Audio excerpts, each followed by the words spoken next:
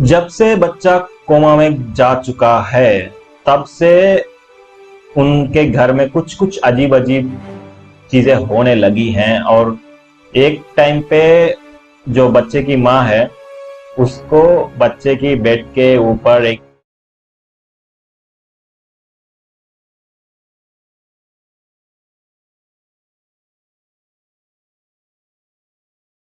Well, hello there.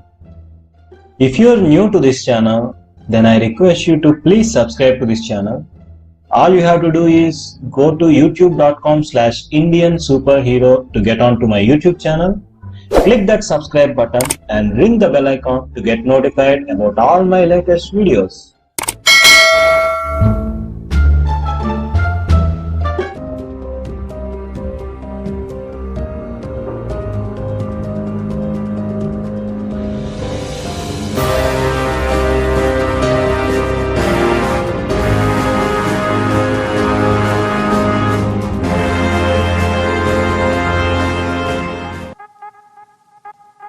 What is happening, YouTubers, net surfers, and all Indian superhero channel subscribers? I am Muhammad and I will leave my social media links like Facebook page, Instagram and Twitter links in the description for you guys to follow me. And अभी मैं ये जो video है ये हिंदी में करने वाला हूँ। आज मैं एक और हॉरर मूवी को एक्सप्लेन करने वाला हूँ। इस मूवी का नाम है इंसीडियस। ये 2010 में रिलीज हुई थी और ये बहुत ही पॉपुलर हॉरर मूवी है और इसके बाद इसकी बहुत सारी सीक्वल्स भी बनी है, लेकिन आज हम डिस्कस करने वाले हैं इंसीडियस 2010 में रिलीज हुई पहली मूवी का। ये इंसीडियस मूवी 2010 में रिलीज हुई थी और इसका स्टार था पैट्रिक विल्सन। ये मूवी एक एस्ट्रल प्रोजेक्शन के कॉन्सेप्ट पे बेस्ड है। तो ये मूवी का ओवरव्यू है। अगर आप स्पॉयलर्स नहीं चाहते हैं तो वीडियो को यहीं पे रोक दो, जाके इंसीडियस मूवी को देखो और वापस आओ। तो एक तरीके से इस मूवी के लिए ये आपका स्पॉइलर वार्निंग है, ठीक है। तो एक खुशहाल फैमिली होती है, जॉश, रेने और उनके 3 बच्चे। 3 बच्चों में मेन है डॉल्टन। इस मूवी में जॉश का कैरेक्टर प्ले कर रहे थे पैट्रिक विल्सन और रेने का कैरेक्टर प्ले कर रही थी रोज बर्न।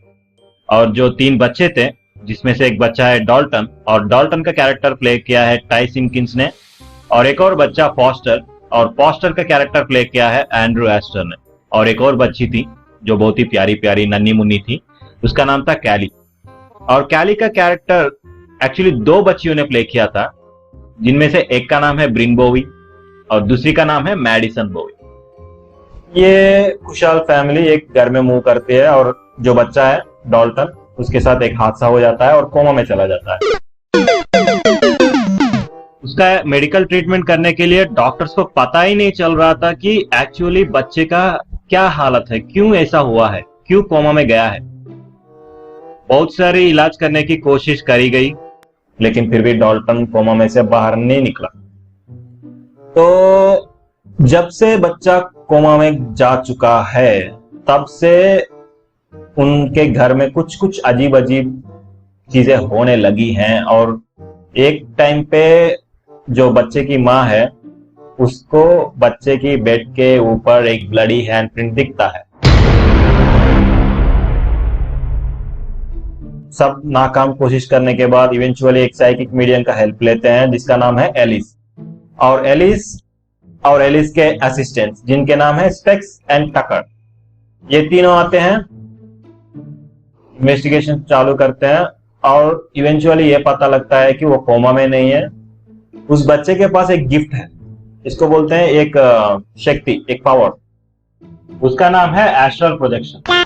ये एस्ट्रल प्रोजेक्शन एक ऐसा एबिलिटी है जो out of the body experience को डिफाइन करता है।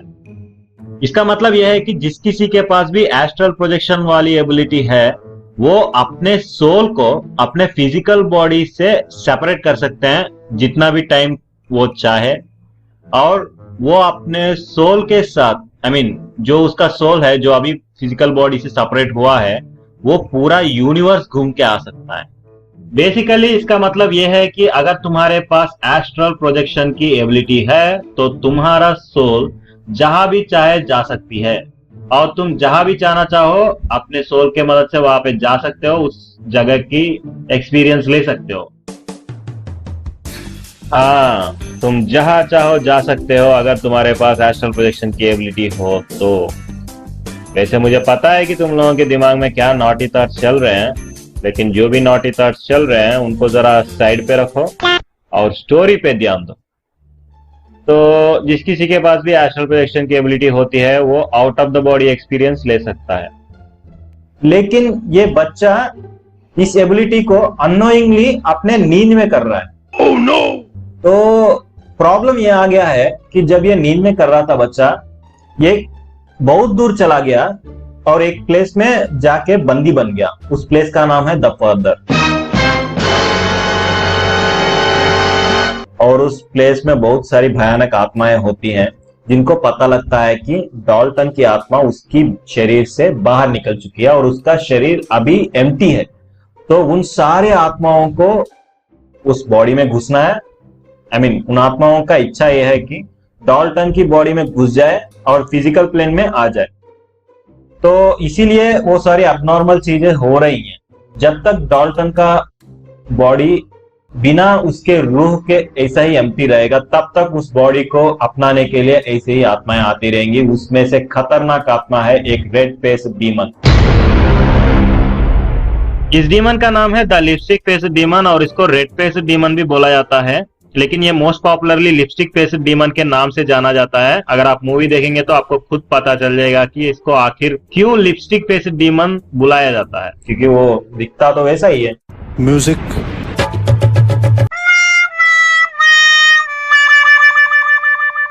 मूवी में एक बहुत ही बड़ा जंप स्केयर है जो वन ऑफ द बेस्ट है मेरे लिए। मैं रिवील नहीं करना चाहता, लेकिन एक थोड़ा सा स्नैपशॉट यहाँ पे देता हूँ। जस्ट एक इमेज, आपको पूरा सीन बताऊंगा नहीं या दिखाऊंगा नहीं, एक इमेज डाल दूंगा, मूवी देखो आप। वो jump scare one of the best है मेरे लिए, ठीक है। ये रेड फेस डीमन जो भी है, लिपस्टिक फेस डीमन, उसको चाहिए डॉल्टन का शरीर ताकि वो फिजिकल प्लेन में आ सके, जैसे कि बाकी सारी आत्माएं कर रही हैं। तो इवेंचुअली ये जो सभी, जब पैट्रिक विल्सन का कैरेक्टर सुनता है, जॉश का कैरेक्टर पैट्रिक विल्सन जो कैरेक्टर कर रहा है जिसका नाम जॉश है, वो जब सुनता है तो उसको लगता है ये सब नॉनसेंस है जो डॉल्टन को वो मिरेकल सिचुएशन है, ये कोई आत्मा वात्मा का कोई चीज नहीं है। तो इवेंचुअली उसको भी बिलीफ आ जाता है।